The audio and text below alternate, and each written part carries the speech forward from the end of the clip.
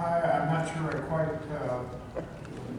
follow. What is the rule now? We can't respond at oral communications, is that correct? In oral communications, you can give a short response, but you can't really get into any kind of a dialogue or any kind of a discussion. The most that you can do is try to get it put on the subsequent agenda. The Brown Act doesn't allow you to have a discussion about items that aren't on the agenda. You can't have it. You can make a response, it's very, a sentence or something like that, but you can't get into any kind of detail. What is the legal, is it legal I'm looking for? What is the legal ramifications for someone who speaks up there and goes off on personal attacks and degrading the city without facts or bringing up information without facts? There's virtually no ramifications. I mean, None. you're never going to get a lawyer to say none. Okay. But there are very few ramifications. As the public forum, they can be sued for slander, but to get libel or slander against a public official, if they bring it against somebody who's just somebody's neighbor or something that has nothing to do with the city, then sure, there is some potential liability for them. But if it's a public figure, it's virtually impossible. They can say about a city staff member or you, anybody they want. That's very difficult to have any kind of an action on that. And the Brown Act protects, it says it criticizes the policies and something or other. I'd have to look it up again, but there's something in there that you can't just stop somebody because they're criticizing some member of the council or member of staff. You can't stop that. They have a right to criticize them. That's why you have public comments. Actually, they don't have a legal right to come up here at all under the Constitution. They only have a right on things that are public hearings, and that the Brown Act created it. Before the Brown Act said that the public had a right for public business from the floor, there was no right. And the courts had held that there was no right. Then the Brown Act was amended to provide for it. The legislature didn't amend it for themselves, of course. They just amended it for local agencies. But it's not a fine line you can draw on any of those things. It is First Amendment, and there's a lot of gray area in there. But basically, it's very difficult to control what people say for public business. I understand. I'm understanding the fact that they can get up there and say whatever they want. I'm not saying they want to, but they can say whatever they want. But we can't say and respond to what they're saying. You can respond to That's the problem I some have. extent. I can't respond to somebody on anything good or bad, and there's no ramifications on them if they want to say all kinds of derogatory remarks against the city, particularly, or personally particularly. We can't do anything about it. I don't think it's correct to say you can't do anything about it. You can't take 5 minutes to respond to them on the 5 minutes they've taken. To me, that would violate the Brown Act. You're saying that we have the right to sue them if they defame us? Oh, no. Well, if they defame you, sure. But as a public figure, you have to prove that they knew it was false and they said it maliciously. Yeah, that's virtually impossible to prove. I mean, it's just, that's New York Times versus Sullivan, case that had that standard, and that's still the standard. So it's very, very difficult. On the other hand, they can't sue you. What you say up here is privileged. And they can't sue you for what you say about them, except that, I don't know when you have an opportunity to do that, but they can't come after you. I'm just trying to clarify. Well, and I shouldn't say they can't sue. They can always sue. Along those lines, Luigi, the issues that I've had, say what you want about me, I'm an elected official, I've got thick skin, I can take it. That's not the issue for me. The issue is, many, many times, and this is what was happening back in 2003, we had several people who would spend a lot of time with staff, researching information, getting the information that they requested, and then they would come here to the city council meeting and say things that were absolutely not accurate. And they either chose not to believe staff, or they, for whatever reason, they said things that were inaccurate. They also talk about things that they know we cannot respond to. They'll talk about closed session items. Jerry Ori has done that for the last couple of months. And we, by law, cannot respond at all to closed session items until those items have been resolved. So he can sit there and say that we're stealing money from kids, we're doing all of this stuff, and we've got no recourse to you, the residents, who now think we're doing something that we're not. That's my issue, is that how is that a good thing for this community. When we first shut down the cameras, what I heard from a lot of residents was they love the sideshow, they love the interaction. That's what they wanted to see. I haven't heard that in a long time because it hasn't been here. But since this was brought up just a few weeks ago, what I'm hearing from several people is that they can't wait till the cameras are back. So what that tells me is that they don't have anything to say to us unless there's a camera going. Because they're not talking to us now. Either with the cameras not rolling, someplace else, in our offices, at a city function, whatever. Because we're not hearing those comments. At least I'm not. Maybe the City Council can chime in on that.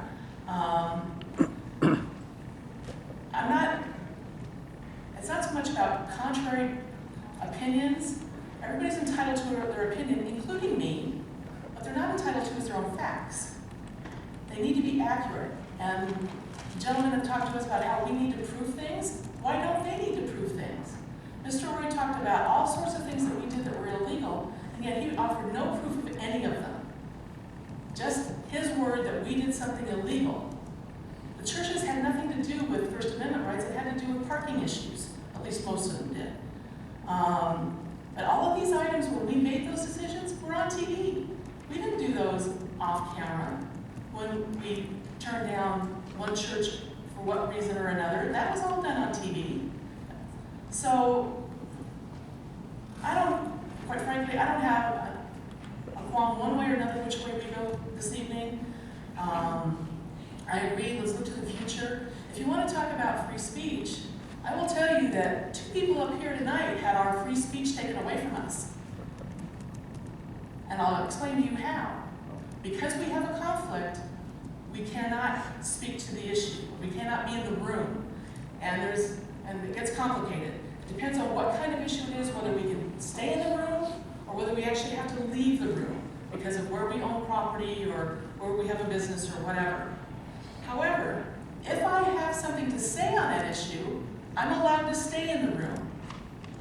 But until somebody else speaks, I may not know whether I have something to say. Somebody may say something about that issue that I know not to be accurate, or I may have some more information about it, but I'm not even allowed to be in the room. That happened to 2 of us today. That has never happened to anybody here. Nobody's free speech rights were ever taken away. They were allowed to speak. The only thing that was taken away was the camera. So, that was the reasoning for me back in 2003. Mr. Ori says he's not threatening us, but yeah, he is. And gee, if we were doing such a horrible thing back then, it's sure taken a whole long time for some attorney firm to decide to sue us. I'm not going to make decisions based on a threat that someone's going to sue us. And that's what Mr. Ori seems to think that we should need to do here tonight. I just want everybody to know that when people come up here and speak, they're not always telling accurate information. And you need to be careful when you repeat that information. It is not in the best interest of this community for those things to happen. And that was my reasoning, and if you look at the tape, that's exactly what I said. I have quite a few things written down here. This is Mary Jane, which you brought up, is absolutely true. I've always said, when I was campaigning, I'm the same guy just because we went through an election and all that stuff. Whatever I said I was going to try to do then, I'm trying to do now, and I'm going to try to do it as long as I'm on the council. It's just kind of built into me to do that type of stuff. I have a whole bunch of bullet points here on why I think we should bring it back. First thing is, going through the annual ethics training that we all have to do every year. The 3 of us had to do it within a month after the election. One of the slides in there specifically states that we have to sit and take whatever the public wants to give us. It's our obligation as elected officials to listen to the public, whether it be negative, whether it be positive, whether it be absolutely misleading. We're obligated to sit here and listen to the public. I'm in full agreement with that, absolutely 100%. We've had several topics in the last couple meetings where folks came up in the public comment session, and no one except the folks in this room will ever hear those because they're not televised. They had nothing to do with anyone being attacked, nothing to do with misleading evidence. One was asking for a park to be renamed. And in my opinion, that type of stuff can pick up steam in the community. If someone's here asking for something and they don't get to, they're not heard by the community because we're not afraid, but because we're trying to sort of put the mute button on a couple of folks that, are coming in and we're saying these things, it's not fair to those people. It's not fair to the other 110,998 people in the community to not be heard because of a couple of people we feel are going to come in and maybe attack us. And on that same note, if somebody were to come and attack me, I mean, Mary Jane and I have never been on the same, we've never, not always been at the same level or agreed on everything, but it's like I said before, if she chose to come up and say things about me, I would sit there and take it, because, you know, in the end, the truth is going to prevail. And if you're not afraid of the truth, you have nothing to be afraid of sitting there and bias. I'm more than willing to let any one of you come up and mislead the community, because in the end, the rest of the folks in the community can come and ask us, and I can tell you what the truth is. You can believe me or you can believe them. That's your right as a citizen here in a great country. Another thing, a point I want to make is, you know, we all sit up here and talk about being representatives for the community, of the community, by the community. Well, you are the community, and if you want to be heard, then by all means you should be heard. I can't see even for a minute muffling your free speech. We've had this discussion before where we say, well, it's not really muffling it because you still get to speak. Well, in a sense you are, because you're not allowing the entire audience of this meeting, people that watch at home, quite a few people, I think we've learned over this last campaign season, quite a few people watch from home. There are people, I know Bob is one of them, that sometimes they're ill, they can't make it to the meetings, they watch from home. And I absolutely would say that, you know, they have a right to be heard as well. I mean, you know, whoever comes up and speaks, whatever the topic might be. Let's see. So another point I want to make is this is a prime example of transparency in government. You know, all of our records are public. You can come and you can look at our salaries, you can look at allowances we give, you can look at, you know, meeting minutes, anything that money that's spent in the city. That's why we have a warrant register that lists every check. This should parlay into that. I'd like to even go further. Like I said before, during the campaign season, is not just put these things on cable, Verizon, or whatnot, but have them streamed on the internet. You know, when I was in Germany last year for 6 months, I couldn't keep up on what was going on in the city because I didn't have access. I didn't have any way to watch the meetings from there. And if we had them online, a lot of cities are doing that. It doesn't cost very much. That would have been a way for us to, or for me, to have stayed informed. Mary Jane, another good comment. You made some great comments tonight. I'm absolutely in full agreement that this is almost entirely new council, and it is time to push it forward. I think that's why we were elected, is to help move our city forward. And working with the experienced folks like Cherry, that's how we're going to do it. Is we need to leave the past behind. We need to leave the past be what it was, and just move forward and look to a new direction in the city and get this community moving. And you know, it replace some of the comments that Luigi said. As far as I have, right, Mr. Dorsey, we have the right to pretty much say whatever we want during our council conference, right? Say whatever you want. There's a limitation. If you'll notice, there's very few things that they're mostly about city events, city things that are going on, informing the public. Again, some city attorneys say you can't say anything on a public comment. Some will allow you to say more than, well, not that the city attorney can control it, but some allow more. I think we've got a good balance, but no, you can't say anything if you want. I mean, you're not going to get a lawyer to During the council comments. I understand. Oh, okay. During the council, even then, it's, if you'll notice what's said, it's not usually about issues and things, because usually we keep that to the regular part of the meeting. It's usually about, like, somebody's died, or that type of thing. Right, okay. Well, So I don't think that would be an opportunity to go off on city business issues and try to rebut things that have been said. yeah, I don't think any of us would be that foolish to do that anyway, right? To go out and personal attack.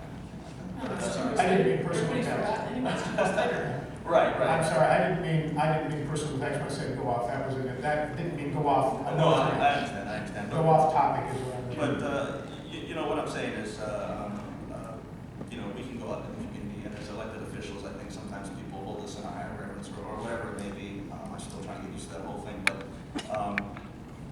you know, I think a lot of people view the council's opinion as, you know, a higher opinion than, you know, the general public. Just generally speaking, I'm not sure that it's always like that.